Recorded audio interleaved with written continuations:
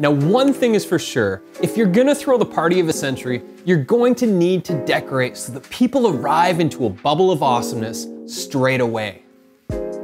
Decorating your Mighty network means setting up your logo, a catchy tagline, banner image, or video trailer, and all sorts of other things.